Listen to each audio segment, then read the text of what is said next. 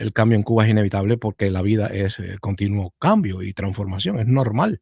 Hay gente en Miami que dice que no deben cambiar nada las cosas porque tienen, vamos a decir así, una raíz conservadora. Hay una parte, sobre todo la inicial, los primeros grupos de exiliados cubanos, eh, eran gente de dinero. Obviamente, los primeros que se van tras una revolución de cualquier tipo que sea, los primeros que se van son los que tienen mucho que perder, los que tienen dinero y se fueron pensando en un retorno rápido, pero no sucedió así. Así que los primeros que vienen no son precisamente rebeldes, son personas conservadoras, muy conservadoras, que incluso les molesta la palabra revolución. A menudo en Miami vemos somos testigos de conferencias, de encuentros del pensamiento cubano emigrado, donde se dicen cosas así como que las revoluciones todas son malas, que incluso la revolución norteamericana y la francesa trajo horrores. O sea, hay un grupo de exiliados, los primeros, repito, y perdón por repetir, los que tienen dinero y mucho que perder, pues que vienen con una idea ultra conservadora, son realmente reaccionarios, no porque no pretenden retornar a nada, sino conservar lo que ya tenían en Cuba. La verdad es que la revolución cubana sí fue algo obviamente históricamente necesario. La revolución fue necesaria como fue la de México, la de Rusia, la de Estados Unidos, la de Inglaterra, la francesa, a pesar de la guillotina, que era una forma en que los franceses pensaban que se sufría menos porque había muertes más dolorosas. Las revoluciones traen dolor, traen persecución y sobre todo trae exilio. Nosotros, los exiliados, no somos la mayoría, porque obviamente al aumentar las sanciones sobre Cuba, sobre todo tras la caída del muro de Berlín, cuando desaparece el mundo soviético, pues una gran parte de la gente que queda desamparada, desempleada o que sufre penurias, por precisamente desmantelarse ese mundo del comercio socialista, pues esa gente migra y ya no está tan convencida de que son exiliados. Muchos incluso se dicen que son emigrados económicos y la propaganda del régimen cubano obviamente refuerza esa idea porque le agrada más pensar que la inmigración no tiene un carácter político a reconocer que una parte es exiliada. Evidentemente, molesta mucho a cualquier Estado, porque pone en cuestión incluso la legitimidad del Estado, que exista un exilio político. Porque si un Estado logra, a través de las leyes, una república, vamos a hablar más de estructura del Estado, si una república logra tener una estructura donde quepan todas las formas de pensar y de actuar, pues no hay exilio. O sea, una verdadera república para tener legitimidad no puede tener un exilio político, es una contradicción. Si hay exiliados, significa que de alguna forma la república está en manos de unos pocos, de alguna forma hay una tiranía de unos pocos, pero no me refiero a que existe en Cuba una tiranía. En Cuba ha existido desde el 58 que se produce la revolución, pues más bien una revolución que se convirtió en autoritaria con el pretexto de que estaba siendo atacada desde los Estados Unidos y que se convierte también al mismo tiempo en socialista y se acerca al bloque comunista porque dice que no puede sobrevivir si no busca aliados, encontrándose de que ya Estados Unidos la considera como un objetivo, como un enemigo. Si Estados Unidos considera a Cuba como un objetivo, entonces evidentemente está justificada el acercamiento a la Unión Soviética y para sobrevivir también el acercamiento a la políticas de construcción del comunismo. Y allí es donde vienen los problemas, viene la contrarrevolución y la gente viene a decirle a Fidel Castro, tú has traicionado aquellos pactos en Venezuela, pactos en México, pactos en la sierra o donde quiera se habían concertado pactos entre Fidel Castro, que era el líder del 26 de julio, el grupo más fuerte, se habían hecho numerosos pactos porque la gente siempre sospechaba que la gente que estaba en la revolución, que estaba involucrada en la lucha contra Batista, sospechaba que y podría suceder lo mismo que sucedió en otras revoluciones, como en la Unión Soviética, en Rusia, la revolución rusa, que trajo la Unión Soviética y que todo el mundo sabía que se había producido un golpe de Estado a la revolución y que los bolcheviques, el partido bolchevique único, había aplastado a los soviets. Y finalmente habían luchado contra los mencheviques, lo habían desaparecido de la faz de la tierra, habían finalmente incluso perseguido a los que se resistieron, a los trotskistas también los persiguieron. Y en Cuba tuvimos de todo, parecido, pero en miniatura, no hubo tantos muertos, no hubo tanto desastre económico. Rápidamente Fidel Castro logró sacar de la Unión Soviética recursos y no hubo una hambruna, no hubo algo así, ni tampoco hubo una guerra civil y sí hubo fusilamientos y hubo gente que sufrió mucho porque obviamente los derechos humanos se violan cuando desaparece la república con la separación del poder judicial, ¿no? Si no hay un poder judicial que investigue, pues el poder va a abusar siempre. Si nadie te lleva la contraria, tú no puedes contener la bestia que llevas por dentro. No es bueno el ser humano, a pesar de lo que han dicho algunos filósofos de la Ilustración francesa, el buen salvaje, que la sociedad, si se reforma, puede salir el buen hombre. Yo no lo creo así. El hombre biológico, el hombre natural, es igualito que la bestia del campo, y solo se civiliza y solo respeta la propiedad ajena si se acompaña su convivencia con sus vecinos, si se acompaña con leyes. Tenemos que vivir en un Estado de Derecho, y ya los cubanos saben que si no hay un Estado de Derecho, pues se le van a violar sus más elementales derechos, valga la redundancia, derecho de no derecho. Creo que sí vamos a tener, por eso puse al principio de la transmisión el fotograma, ¿no? Donde estoy con un trozo inmenso de pan. Ese trozo inmenso de pan es para mí la prosperidad simple, no consumista, no gusto por el lujo, no gusto por productos exóticos, no nada de exageración de la codicia, sino el pan nuestro de cada día, el pan del cual ha vivido siempre el ser humano, el pan elemental, la dieta básica. Alguien pudiera decir, bueno, el arroz, el frijol, el maíz. El arroz, el maíz, ¿cuáles son los tres grandes granos de la civilización? Pues maíz, arroz y ¿cuál es el otro? Trigo, el trigo. En Cuba no tenemos trigo, siempre tuvimos que importar. Siempre tuvimos que importar trigo. Ahí sí no se podía aspirar a la autonomía alimenticia. Cuba siempre, en todos los regímenes, tuvo que importar. Pero no solo trigo. En Cuba las cosas no iban tan bien. Cuba tenía que importar papas, frijoles, arroz. Tenía que importar muchas cosas desde los Estados Unidos porque teníamos una buena zafra. Siempre hubo buenas zafras en Cuba antes que llegase la revolución y igualara tanto que la fuerza productiva se malcrió, se debilitó, y además de eso, la inmensa cantidad de confiscaciones y ataques a la propiedad privada, pues impidió que la gente adquiriera los nuevos hábitos del trabajo que se requerían en una nueva sociedad.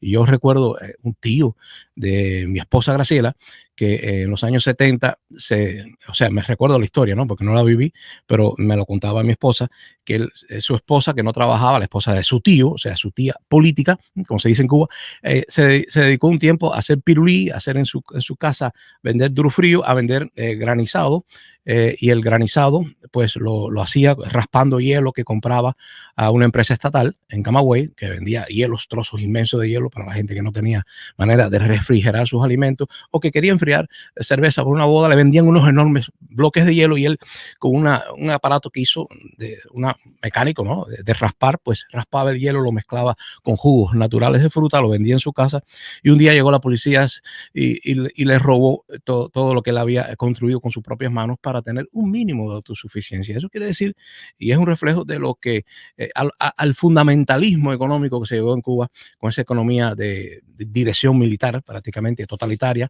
donde no se permitió el cuentapropismo hasta que se vino abajo aquel mundo, ¿no? Por eso yo digo que el cambio en Cuba es inevitable, porque estamos regresando a la necesidad imperiosa de buscar los alimentos, porque sí tenemos una crisis grande en el mundo con el COVID, y si Cuba no hace la reforma no solo económica, sino política que debe acompañar a esa reforma económica, pues podemos sufrir más daños que beneficios por nuestra propia culpa. Una cosa es el problema exterior, el que no podemos resolver y que no se debe politizar, como la pandemia, y otro más delicado y más político es la reforma que se sigue retrasando en Cuba por culpa de los conservadores. En Cuba, en Cuba hubo una revolución que luego, ya ustedes saben, se institucionalizó, se cristalizó y subió al poder una clase de burócratas, estaban en el partido, estaban en todas partes, y esos burócratas no tienen el talento, no tienen en sí el talento que pueda compararse, ¿no? con esa inteligencia disuelta que existe en todo pueblo, y por tanto, al centralizarse en un grupo de iluminados que eran escogidos por ser leales y no por ser capaces, pues obviamente es lo que condujo a Cuba a esta crisis económica. Ahora, yo creo que no solamente de pan vive el hombre, aunque tú logres levantar la economía, si no le das los derechos elementales y el derecho sobre todo a usar su inteligencia, que está dispersa entre todos y que no pertenece a un grupo iluminado, pues se volverá a repetir una y otra vez el desastre, se va a repetir el desastre. Y yo creo que sí existe un exilio político que ha luchado desde el principio por restaurar, al igual que Fidel Castro quería restaurar la Constitución del 40. Y algunos dicen que hasta había asegurado en conversaciones que Pío recuperaría el poder, que Pío Socarrás sería puesto de nuevo en su presidencia, ya que había sido sacado por un golpe militar y era el presidente legítimo, pero eso nunca fue muy público. Eso fue una conversación entre Pío, Fidel Castro necesitaba recursos y hizo muchas promesas, pero la que sí fue pública fue la promesa de restaurar la Constitución del 40, una revolución que se anuncia como restauración. Una revolución, la cubana, no se anuncia para decir vamos a crear un nuevo orden, sino vamos a restaurar el orden que corrompieron los auténticos y sobre todo que destruyó Batista con el golpe a la institucionalidad del país. Esa es la narrativa, pero no es rara la de Cuba, no es que fuera la única revolución contrarrevolucionaria, pues todas las revoluciones del mundo siempre anuncian de alguna forma un retorno a un pasado ideal, ¿no? Que fue destruido por la corrupción del régimen que se desea quitar. Ahora hay personas en Cuba que quieren quitar el régimen de Cuba, el régimen, no solamente el gobierno político, sino que quieren quitar el Estado. Y allí tenemos un problema muy serio, porque en todo país democrático, en todo pueblo normal, civilizado, y más en el siglo XXI, debe de existir un espacio no solamente para gobiernos y oposiciones, sino para izquierdas y derechas. Tiene que existir la izquierda y la derecha. Y si un país dice yo soy totalmente de izquierda, pues obviamente es una dictadura como Cuba. Cuba dice todo el pueblo está con Fidel Castro, con el socialismo. Todo el mundo está con la revolución socialista, con el apellido ese. Y la mayoría de la gente que tiene sentido común dice imposible, allí se debe estar abusando, silenciando, ocultando a la oposición, porque todo pueblo normal tiene gente que dice una cosa y gente que le lleva la contraria. ¿Dónde están los opositores de Cuba? No existe el espacio legal para ello, no existe una oposición, e incluso no solamente es difamada cuando levanta la cabeza de forma ilegal, porque no es legal, repito, la oposición en Cuba, sino cuando sale al exilio, cuando se va, pues sigue siendo perseguida, cuando no es parte ella misma de la inteligencia cubana, porque hay opositores que sí han trabajado para la inteligencia cubana o que continúan trabajando para la inteligencia cubana, y hay opositores que son reales, pero los que salen y son reales y pretenden desde el exilio seguir la lucha, pues van a ser acompañados por los perseguidores, van a ser perseguidos por el aparato de la inteligencia cubana, que obviamente se va a dedicar a destruir la reputación. Hasta ahora no creo que anden asesinando, no podemos exagerar, tenemos que ser muy realistas, porque si mentimos y exageramos para derrotar en el campo del discurso, de la retórica, a nuestro adversario, pues no le hacemos un bien a la patria, y se produce del otro lado obviamente una indignada reacción, y aunque sean nuestros adversarios, si nosotros mentimos, pues le vamos a hacer fuerte en su equivocación, vamos a decir así. El adversario está equivocado, pero si tú haces una injusticia y metes una propaganda, una mentira, pues el adversario se va a indignar, y entonces por un momento va a ser el justo y tú vas a ser el injusto. Tenemos que ser muy rigurosos con los testimonios, con las denuncias, porque en esa exageración muchas veces incluso ha participado la inteligencia del adversario. El adversario dice, si yo le digo a Reinaldo que denuncie, si yo logro que Reinaldo denuncie que lo amarraban y le echaban unos perros y le agarraban la piel y le echaban gotas de agua en la cabeza, si yo logro que Reinaldo haga esa declaración tan exagerada, supuestamente para ser usada contra nosotros y quitarnos legitimidad, pues Reinaldo quedará en ridículo. Por eso tenemos que ser muy rigurosos. Yo nunca he exagerado los daños que yo sufrí cuando era opositor y cuando fui castigado por el poder político en Cuba. Nunca lo he exagerado y no me gustaría que la gente exagere eso, pero sí, repito, como exiliados, cuando tratamos de luchar por democratizar la tierra que dejamos atrás, la tierra que nos parió, pues a menudo nos van a atacar para erosionar nuestro prestigio, y por eso usted ve que yo que estoy aquí y que tengo un humilde espacio que no recibe dinero de gobierno, ni de fundaciones, ni de nadie, solo la generosa contribución que ustedes pueden dar y que agradezco mucho, que dan de todo corazón. Si son $2, pues lo agradezco mucho y bendigo a la persona que nos ayude en esta tarea sagrada de la reconciliación, que fue la que nosotros nos hemos empeñado en llevar adelante, ¿no? Y cuando yo veo que hay gente que nos ataca y nos ataca en lo más sagrado, en la familia, nos trata de desprestigiar o usan el regionalismo, nos dicen palestinos, orientales o frustrados o o judíos egoístas y burgueses, o tu familia no sirve, o tienes demasiada larga la barba o muy blanca. Todos esos ataques personales son obviamente sospechosos de que sean el enemigo que nos alcanzó, porque venimos al exilio, pero detrás viene una cantidad tremenda de gente. Incluso yo sospecho, pero no tengo pruebas y no se puede hablar sin pruebas, de que no solamente la seguridad del Estado vigila al Estado cubano desde territorio en Miami, desde un territorio fuera de su jurisdicción política, ¿no? Sino que también a veces tienen algunas personas que generan estados de opinión, que tuercen la opinión política. Y hay dos o tres personas que yo he visto que durante muchos años han insistido en una retórica que hace mucho daño a la causa de los exiliados y de los que quieren que haya una reconciliación nacional, sobre todo eso. Y es aquella que dice que la revolución es mala en todas las cosas. O sea, detrás del extremismo hay un oportunismo que le hace daño a la patria. Ese extremismo es peligroso, como aquellos que dicen vamos a invitar a los norteamericanos para que invaden la isla y perseguir a todos los comunistas. Eso no viene de un verdadero demócrata. Eso le hace daño a la patria, porque del lado allá están los que van a reaccionar, y los que van a reaccionar con justicia van a decir, pues aquí no vas a venir a quitarme mis ideas porque yo tengo pensamiento de izquierda. Y yo quiero recordarle a mis compatriotas que por causas históricas se han inclinado a la derecha como reacción a despotismo de los comunistas en la isla. Quiero que recuerden que siempre hay cubanos que son valiosos y que tienen un pensamiento de izquierda. Hay que respetarles esa visión del mundo que está basada incluso en elementos de justicia, ¿no? La izquierda a menudo cuando llega al poder, pues no está a la izquierda. Ya vimos que en América Latina la izquierda se caracterizó en toda esa década que perdieron, que votaron, por ser protagonistas de escándalos financieros, de robo, de corrupción. La izquierda en Venezuela, en Nicaragua, en todas partes, en América hispana, no voy a decirle latina, la América hispana, pues ha sido una izquierda desprestigiada por los actos de corrupción y porque en definitiva no hizo nada sino vivir del cuento y de la exportación de petróleo, de recursos naturales del país. No hizo nada estructural.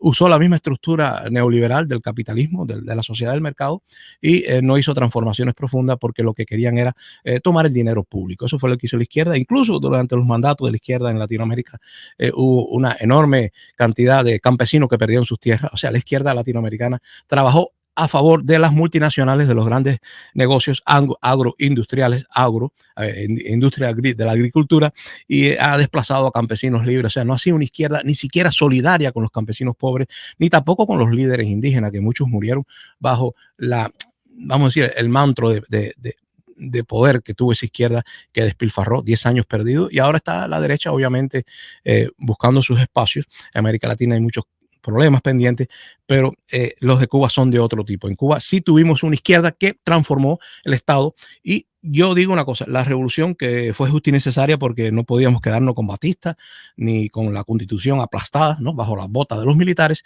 La revolución tuvo cosas buenas y malas, esa es la impresión general del pueblo, y nosotros no podemos olvidar que aparte de las opiniones personales que tengamos, podemos ser hasta promonárquicos, pero tenemos que pensar que el interés del pueblo es el que vale. El soberano es el pueblo y nosotros somos servidores, ya sea en el gobierno o en la oposición, somos servidores de esa voluntad. Debemos ser reflejo de esa voluntad, que para mí es santa voluntad del pueblo de Cuba, santa voluntad del pueblo de Cuba.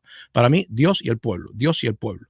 Pero ese pueblo tiene un pensamiento de izquierda que tenemos que respetar. Hay gente incluso que tiene buenos recuerdos de Fidel Castro, que se benefició o que le simpatizó su discurso político, sus transformaciones que hizo, y está con ese pueblo que, bueno, pues tenemos que fraternizar y tenemos que dialogar.